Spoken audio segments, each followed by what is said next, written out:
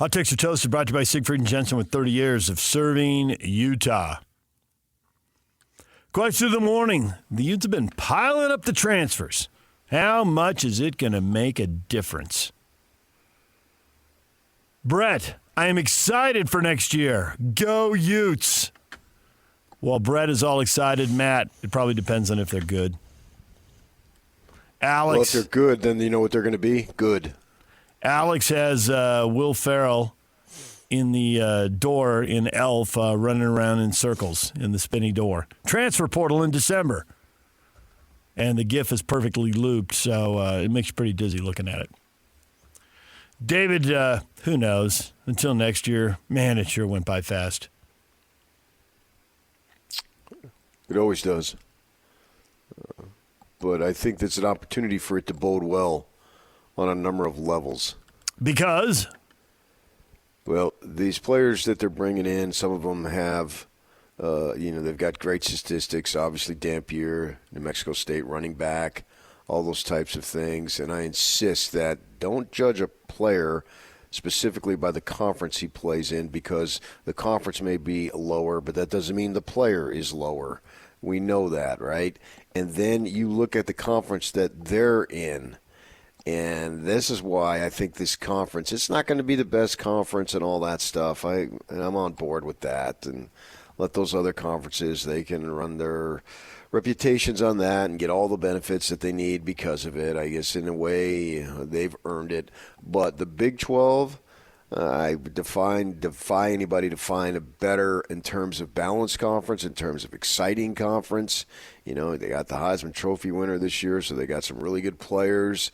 So they had, two of the top 5 vote getters were in the Big 12 because Scattabooyah finished 5th, right? So that's pretty good. So you had the 1st and the 5th. That leads for exciting play, and every time those guys took the field, they're exciting, right? So you can't argue that the conference is not fun to watch, because it is, and it's fun to follow. And without the true blue blood in there, that you can also argue, and we've seen it this year, where 1 for 1 of teams that weren't expected to be good actually end up being very good. In some cases, substantially better than we imagined. So if you're Oklahoma State and Utah thinking, well, why can't that be us? Surely if that could be Colorado, ASU, and BYU, it could be us, particularly right here with Utah, right? They have been good for a number of years and a ranked program. So you bring in some new guys and all that stuff. Yeah, I don't know that it's going to happen, but I see a reason for optimism that it can happen, because it just did happen. And if it happened for one, it can happen for another, where we can argue that the starting point for the Utes is way better than it was for the other guys. Maybe throw Colorado outside that, because they did have Shedeur Sanders and Travis Hunter on board. So they had 2 phenomenal first-round picks to start off with. But the other ones didn't. We didn't anticipate that. I don't know that they've got a first-round pick on the roster right now anyway. But they had phenomenal seasons. So you add in some new players, new coaches and all that, yeah, I get it, man. There's a level of optimism right now, and I think, why not? Man, I'd love to argue with you. You know, it's the most competitive. Well, it is a league that have 4 teams tied for first place. It's 7-2. And, you know, then you get somebody else at 6-3 as well. So it's super competitive. And 3 of those 4 teams did come from the bottom third of the league in the preseason predictions. Iowa State was more middle. So it's wildly unpredictable. So it's only a 1-year sample size, but everything that happened just lends to what you said. Now, I assume at some point the fans, the media, the coaches don't really do preseason polls, I don't think, anymore. But if they did, they would figure it out at some point. This wasn't the right year. I don't think they'll miss, and every year will be this crazy, but why not? Well, it doesn't have to be crazy. It can be competitive, though. I see no reason why it isn't competitive every year. And you're getting into November, and, I mean, this was to the extreme probably. Didn't we go into the last week and 9 teams had a shot at it? Not realistically, but in terms of some outrageous decimal point mathematically, you had to carry it way out, and it most likely wasn't going to happen, and it didn't. So that's the fun part. This league was an absolute blast this year. Now, Utah fans are saying, oh, no, it wasn't. I get that. If you're a fan of an individual team and your team either sucked as they were supposed to or was a disappointment, then you're going to say, but trying to step back, and I do have a bias because I do have a team, the one sport that I do, and so it's easier for me to say, but still trying to be as objective as possible, realizing there's no such thing as 100% objectivity. It was wildly entertaining. A bunch of stuff, big plays left and right, teams. And who doesn't like to see teams that are counted out go and do something? You had multiple teams this year that either were counted out in August or even as we get into not November, but October, we're starting to move through September. I'm looking at Baylor, were counted out. And then they turn around and they get 8 wins. They came within a Hail Mary that was completed against them of being a team that could have really factored into it. And then you got BYU doing their thing. Oh, my gosh, they came within a pooch punt off a helmet of a player, and this and that, or the lob pass at the end of the first half. So many twists and turns. That was phenomenal. It kept me gripped. I mean, I went through a little bit of a, what would we say, what do they call it, hangover this last Saturday, 2 days ago.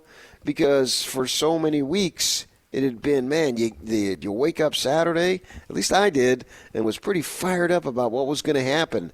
And you got so many teams, so many games.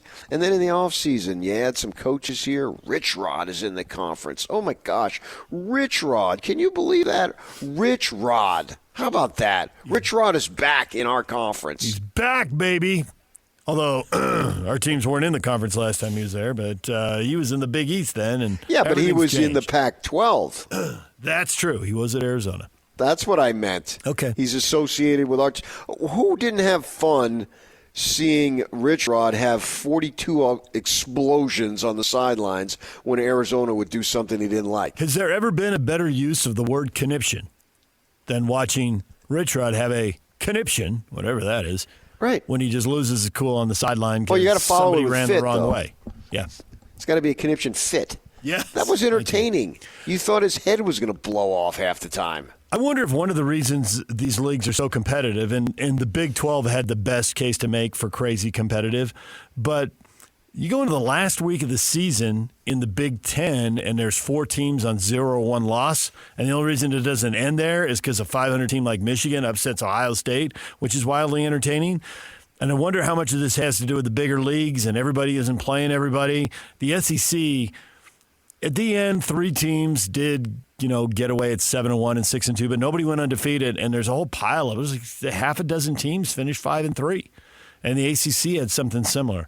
I guess we need more years and more sample size, but something about these big leagues and everyone not playing everybody gives a chance for more teams to be crowded at the top. And it might just be the transfer portal. The transfer portal, too, leveling talent out? Well, do we need more sample size to know that Oregon and Ohio State – now I realize Ohio State didn't get in, but that's largely because a rival upset them and they played Oregon. If they didn't play Oregon, if they played whomever – I don't have their schedule – Rutgers, Maryland, whomever, Purdue, then they're in. Well, who saw that? Pretty much everybody. And Georgia – and Texas got in. Wow, I can't believe that. Except I can believe that. Unless you root, and in the ACC, unless you root for Clemson Alabama. got in. Yeah, but SMU. Well, Alabama had a coaching change. They still expect we're going to be there, baby. They can expect anything they want, but they had a coaching change. Yeah, most of the 5-3 teams, to your point. And then Tennessee is coming back. I don't know that they were surprised, though. I think people thought, hey, they are coming back, and this team will be pretty good. And they went 10-2. They've been coming back for a while now. But nobody ran the table. Not a one-shot deal. Nobody ran the table in that league, and we've seen that with Bama doing it and LSU doing it and Georgia doing it. Those leagues were predictable as they normally are. And Alabama suffered a couple of losses. Indiana and SMU would be the 2 big surprises in those leagues. Yeah, and the next ranked team they beat will be the first one. There it is. Again, back to the bigger leagues. They avoided some people.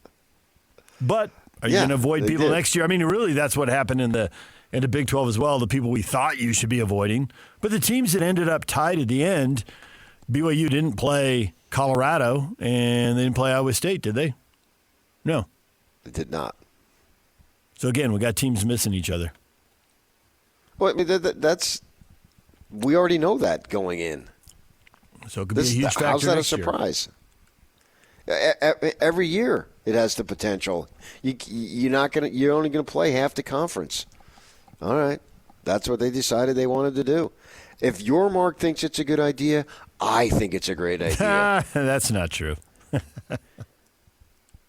Come on, if your Mark thinks something, you're going to go the other way. Rutger Park resonate with you? They're going to play in Mexico, I think, right? I mean, come on. The guy's a genius. So I want excitement. The league delivered excitement. For Utah, you got some new blood in there. You desperately needed a new quarterback, and away you go. I think you're still going to need another quarterback. Right now, I don't know. I'm not reporting. But I don't think Isaac Wilson's going to return. Wouldn't surprise me if he went to BYU. DJ and PK, it's 97.5, The Zone.